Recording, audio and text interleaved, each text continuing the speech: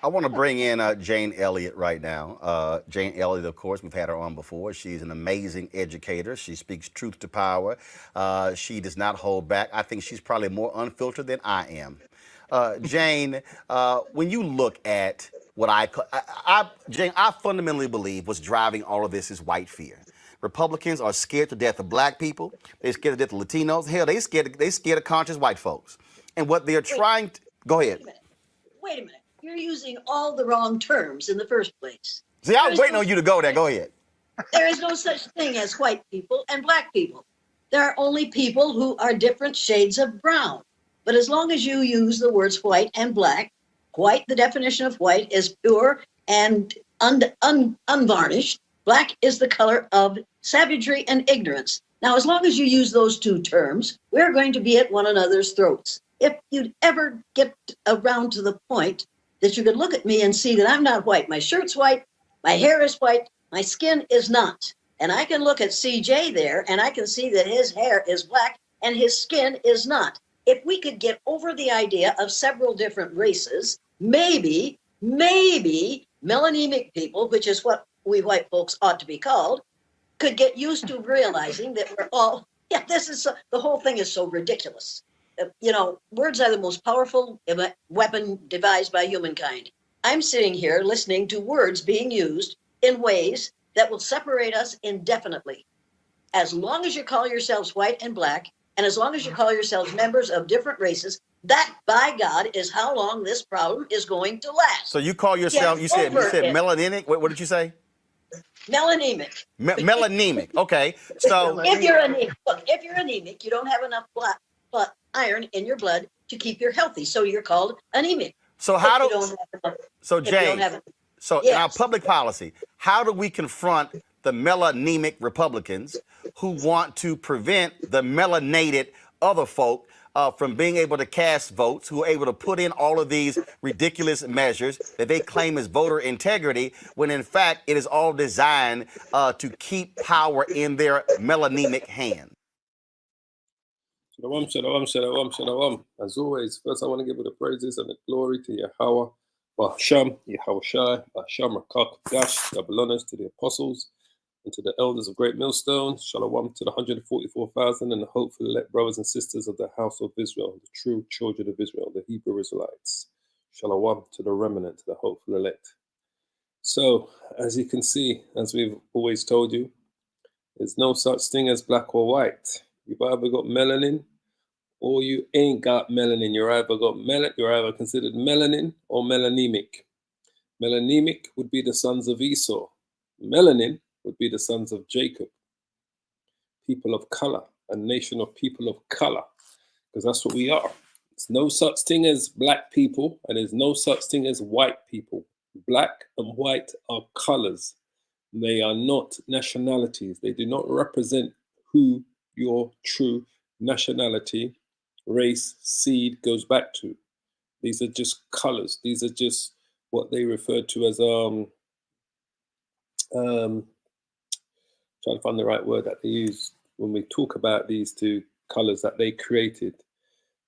These were created by Esau to basically to make you seem as a lesser person, you children of Israel, you Israelites, you Hebrew Israelites, and to make the sons of Esau seem like as if they were the sons of God, when they are not. They are the sons of the wicked.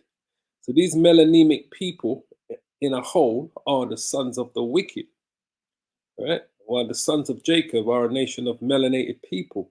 But there will be Israelites mixed amongst these melanemic people that will look like these melanemic people. Just so you understand, there will be Israelites mixed amongst these melanemic people, these so-called white people that will look like them.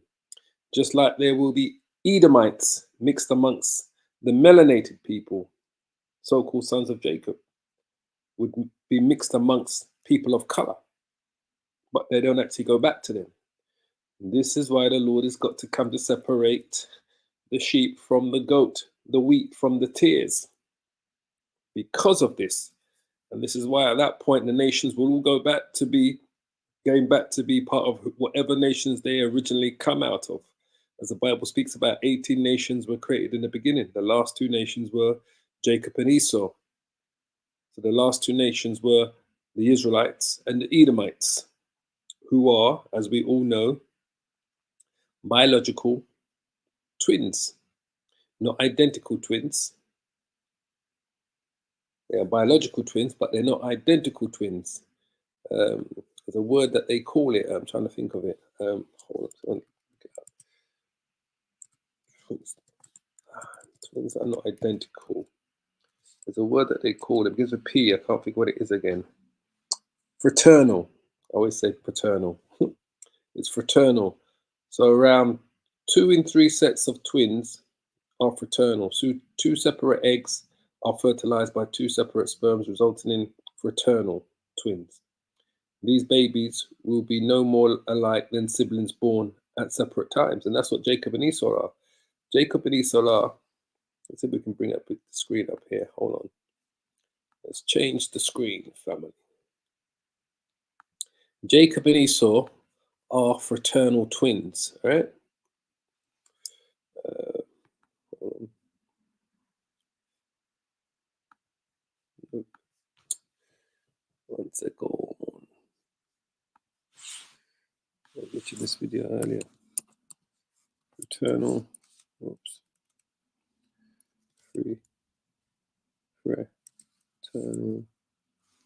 Fraternal.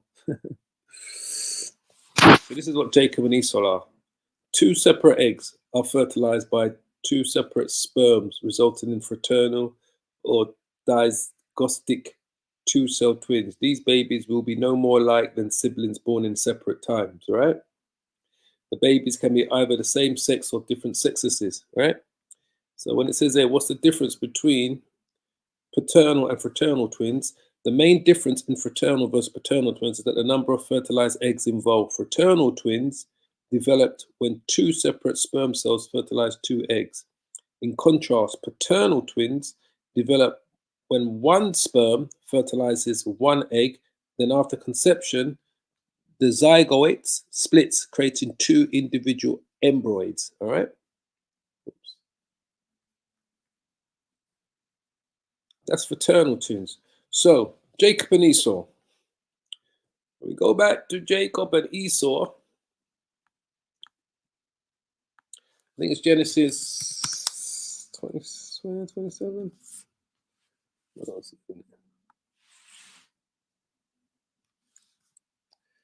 Genesis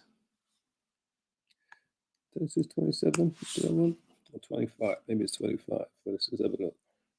27 or 25. Yeah, it's 25 then. That's his deception.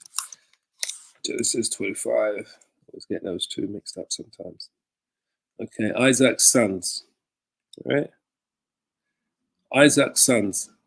Now these are the generations of Isaac, Abraham's son.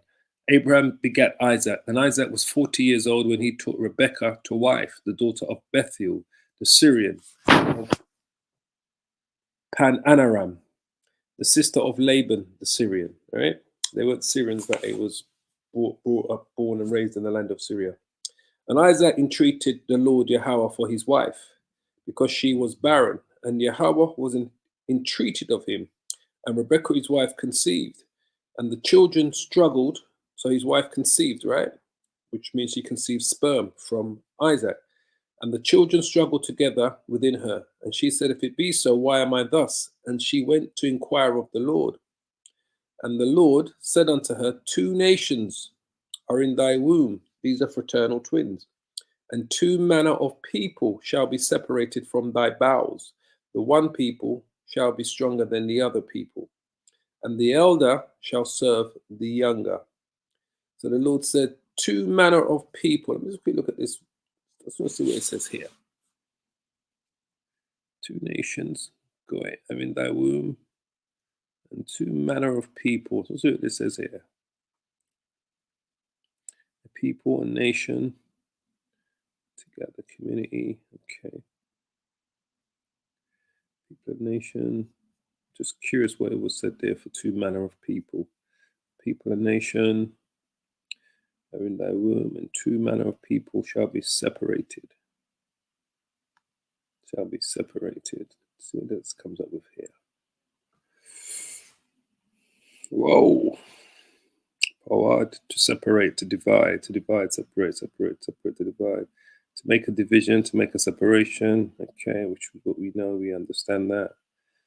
To separate by breaking, this is the original power of the bilateral, which are various implied breaking, forth, expanding. Okay, so we're okay with that. We know that it means exactly what it says. To separation of people from thy bowels. And the one people, is it the same word? People here? Yeah, same word. Shall be stronger than the other people. Okay, so that's fine. The words mean exactly what they're telling you. Two manner of people shall be separated from thy bowels. Two manner of people shall be separated from thy bowels, right? The Lord said, two nation of people are in thy womb, and two manner of people shall be separated from thy bowels. So when we look at this fraternal twin here, this is what Jacob and Esau were, fraternal twins. The main difference in fraternal versus paternal twins is the number of fertilized eggs involved. Fraternal twins developed when two separate sperms, two manner of people, are in thy womb. Two separate sperm cells fertilize two eggs. Two manner of people, two separate sperms, separated two, fertilize two eggs. If they were paternal, it would be one sperm fertilizing one egg, and then two embryos, two people would be created from that one egg. Jacob and Esau were fraternal twins. These were the two nations. Two twins developed when two separate sperms fertilized two eggs. That's Jacob and Esau. Two nations, two separate sperms are in thy womb, and two manner of people, fertilizing two separate eggs, shall be separated from thy bowels. That's Jacob and Esau. There's no such thing as black people and white people, all right? The Edomites, the so-called white men, are different shades of red, as we know that, all right? So when we go into the story here, and it says here, and when her days were to be delivered and fulfilled, behold, there were twins in her womb. And the first came out red all over like a hairy garment, and they called his name Esau. So he wasn't hairy, he was red like a hairy garment, and he came out red, all right? Pink is a shade of red. The so-called white man are different shades of red. That's what they are. From a light, pinkish kind of red to a dark kind of colored red you can see in some of them sometimes. That's what they are. The Israelites are different shades of brown. That's what we are. So they called his name Esau. They're going to have the word hairy here. It doesn't mean hairy. It means, it should be Ayasha, if I'm pronouncing it right, which means wasted away are you. Why? Why was Esau red? Why was he wasted away? Why did he look like that woman? Why did Esau look like, you think about it.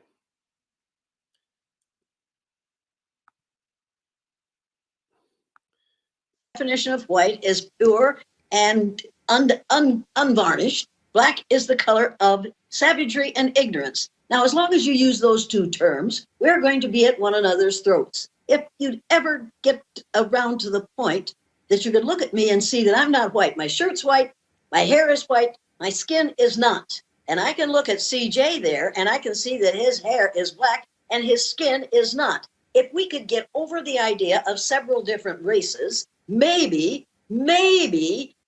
Right. So she said her hair is white, her shirt is white, but her skin is not. It's telling you straight up there. Esau's telling you she is what? She is a shade of pink. She is a shade of red. That's what she is. She is a shade of red. She's literally a shade of red, pink, as you can see here. All right. That's what she is. See? Pink is a shade of red. These are the Edomites. And the Edomite is telling you this. All right? So Esau, this is why his name doesn't mean hairy. The word seir means hairy. Esau means, which is Ayasha, if I'm pronouncing it right, means wasted away. Why? Because he is melanemic. Esau is melanemic. He is wasted away. He has no melanin in his skin. No melanin in his skin. He is melanemic, just like what she said. All right. The Edomites are a melanemic race of people. All right. So when it says here, and the first came out red all over, that's what Esau is, red. Let's look at this word. I don't mean I've got here. Strong's H132. Admoni. Admoni. Esau's not ruddy. Ruddy is a shade of brown. All right. If I was to type in, search Google for ruddy, ruddy is a shape, is a, let's see if it's got it up here. Let's see if they show you any ruddy images here. This is ruddy. All right. Was King David a light-skinned black man? The Bible does describe him as ruddy. This is ruddy. Right? These are ruddy skin tones, what you're looking at here. This is a ruddy skin tone. If I was to, Esau wasn't ruddy. Esau was red, a shade of red. This is what Esau was. He was a shade of red. This was Esau when he was born. White, so-called white people are different shades of red. These are your Edomites. All right? This is not ruddy. This is what you call. Look. He's not white. Has a shade of red. That's Esau when he was born. He was a melanemic child. But Jacob was a melanin child when they were born. All right? There's no such thing as black or white, as she's making it quite clear. And she's an Edomite woman, supposedly Edomite woman. I don't 100% know, but she's an Edomite woman of appearance and everything. She is telling you that she knows, she's a professor, that there's no such thing as black or white people. They are melanemic. That's what these Edomites are. They're melanemic. They're different shades of red. If I was to show you, if I said ruddy, whoops. If I said ruddy cows, just so you can see. You see?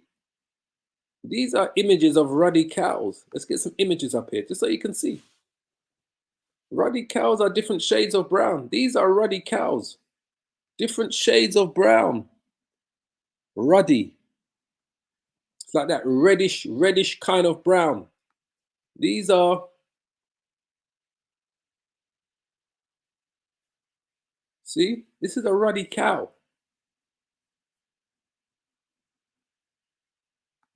Esau is not ruddy. Esau is a shade of pink when he was born, red. All over like a hairy, is that like a hairy blanket? So he's not ruddy, he's red. That's what Esau is. Red all over like a hairy garment. He's red, not ruddy all over. He's red all over like a hairy garment.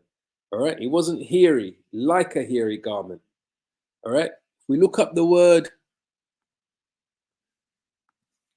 Seir, just to show you Mount Seir, he lived in a place called Mount Seir, and the Horites were in Mount Seir unto Alparan, which is in the wilderness.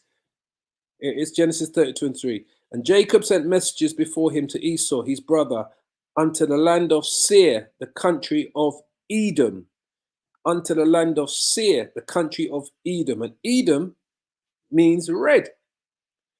So we're going to show you two words here in the Hebrew to show you. Esau does not mean hairy. Esau means wasted away. Literally means melanemic. That's what Esau was. Seir means hairy because it had that look. The mountain looked like it was hairy. Seir, hair, shaggy. Right? The patriarchs, the inhabitants of Edom before the descendants of Esau, the Edomites, the so-called white man. A mountain range in Edom extending from the Dead Sea to the Atlantic Gulf, apparently also called Mount Seir, and extending most distance of the mountain range itself. See if it tells you here. Hairy, rough, because that's what it looks like. Mount Seir has that name, Mount Seir, because it was hairy, rough. It had that appearance of the leader of the Horites, of a mountainous region of the Edomites, extending from the Dead Sea to the Atlantic Gulf, the northern part of which is now called Jabal, southern of El Shira. Originally, the Horites lived there, dwelt in the region. Afterwards, Esau and his descendants, because it was given to Esau by the Most High. This mountain may have taken its name from the Horites, but I would prefer rendering as an appellative the rough mountain, i.e., clothed and as it were bristled with trees and thick woods, compared to a mountain in the tribe of Judah. So that's why it was referred to as seir. Seir means rough, hairy. That's what the word seir means. Seir means hairy. Esau doesn't mean hairy. Seir means rough, hairy. Because the mountain, Mount Seir, let's see if we can get a picture up of Mount Seir.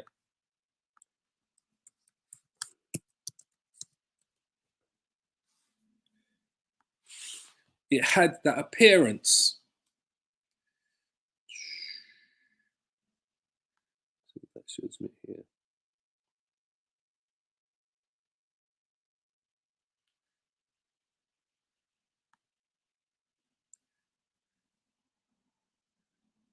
So yeah, so the best picture we can get of it, Mount Seir,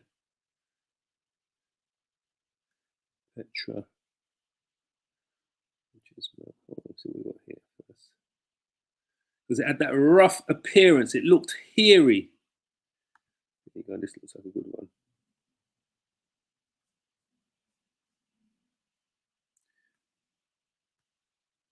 This is Mount Seir here.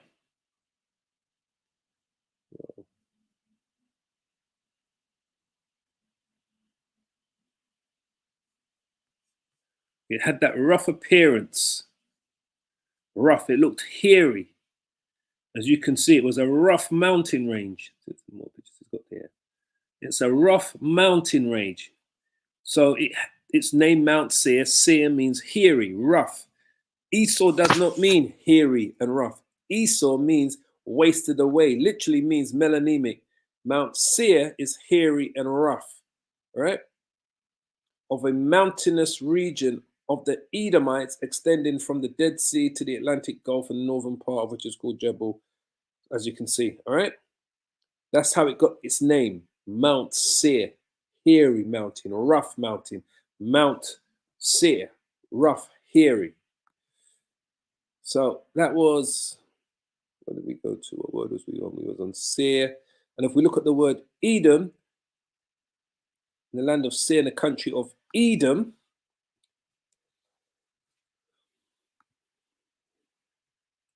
Strong's H123, Edom, Edom, which means red. Edomite, the Greek word is Idumean, descendants of Esau.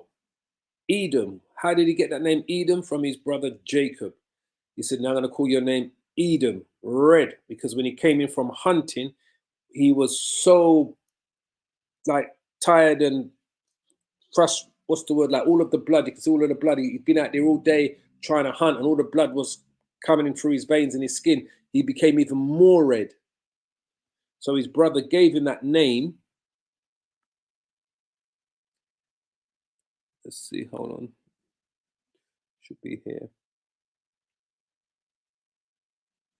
Here it is. And Jacob sod pottage, and Esau came from the field, and he was faint.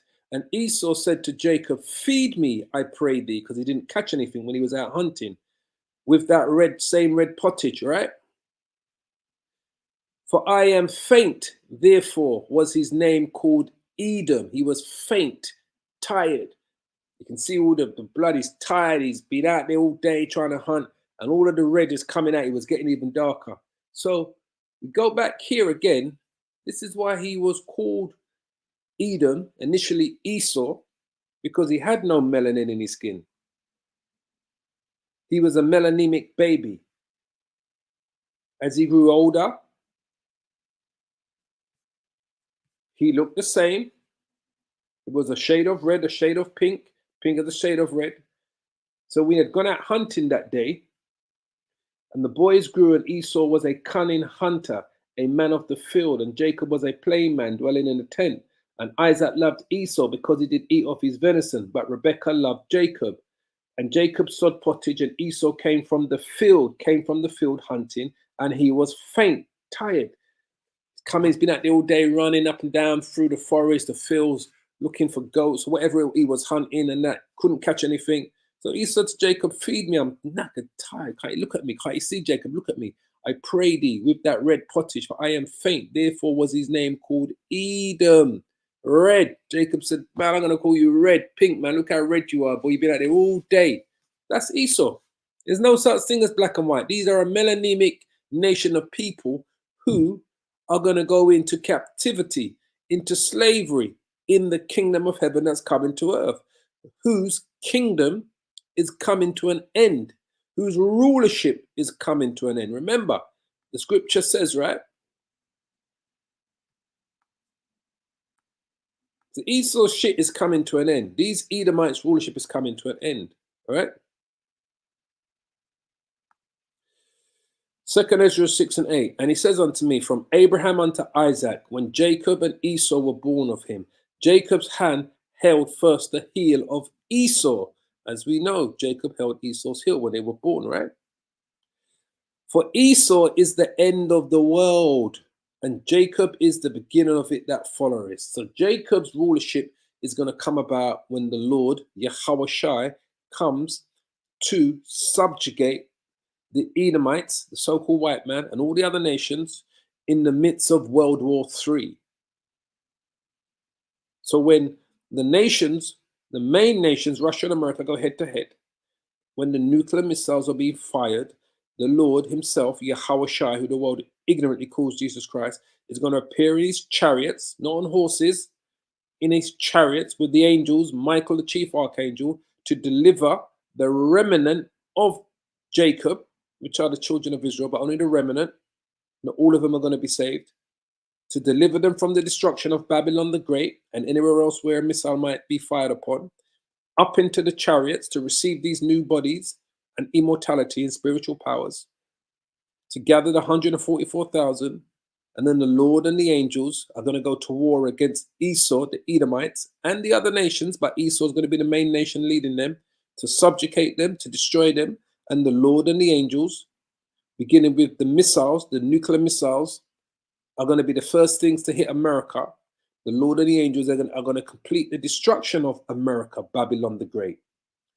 Israel will also be destroyed and purified by fire. The Lord and the angels and the Lord are going to purify Israel by fire, because it's an abomination to the Most High and to Yahushua.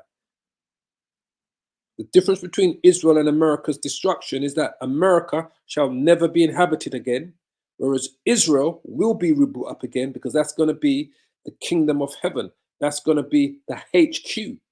The kingdom of heaven is coming to earth. The kingdom is going to reside literally in the promised land with the elect, the remnant of Israel.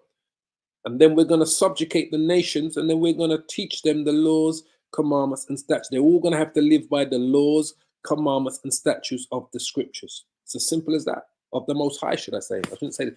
It's the Most High's laws, commandments, and statutes. That's what's going to happen. That's what's getting ready to happen. So everything's been coming out about who these so-called white people are. They are the melanemic race of Edomites.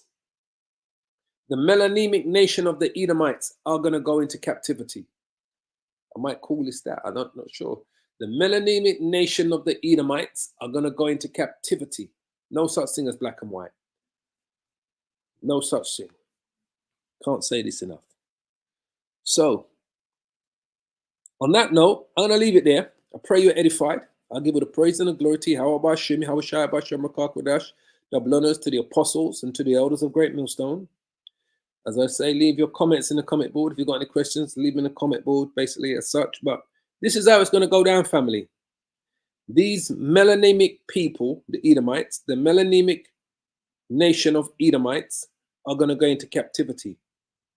No such thing as black and white.